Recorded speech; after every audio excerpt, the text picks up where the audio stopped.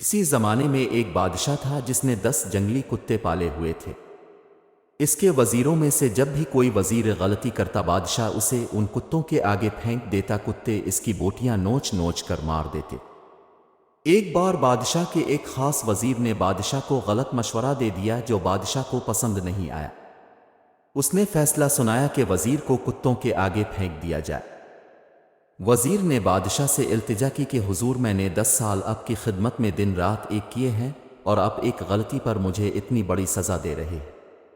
آپ کا حکم سر آنکھوں پر، لیکن میری بے لوث خدمت کے عوض مجھے اب صرف 10 دنوں کی مہلت دیں، پھر بلا شبہ مجھے کتوں میں پھونک دیں۔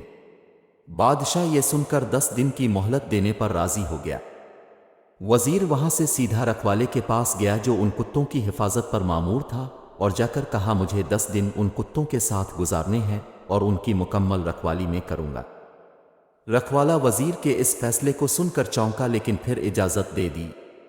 ان 10 دنوں میں وزیر نے کتوں کے کھانے پینے، اوڑھنے بچھونے، نہلانے تک کے سارے کام اپنے ذمے لے کر نہایت ہی تندہی کے ساتھ سر انجام دیے۔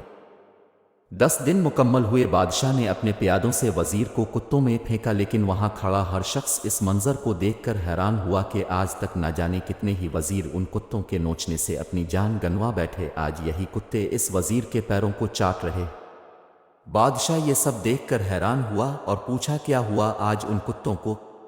وزیر نے جواب دیا، بادشاہ سلامت، میں آپ کو یہی دکھانا چاہتا تھا، میں نے صرف 10 دن ان کتوں کی خدمت کی اور یہ میرے ان 10 دنوں میں کیے گئے احسانات بھول نہیں پا رہے، اور یہاں اپنی زندگی کے 10 سال آپ کی خدمت کرنے میں دن رات ایک کر دیے، لیکن اپ نے میری ایک غلطی پر میری ساری زندگی کی خدمت گزاری کو سپشت ڈال دیا۔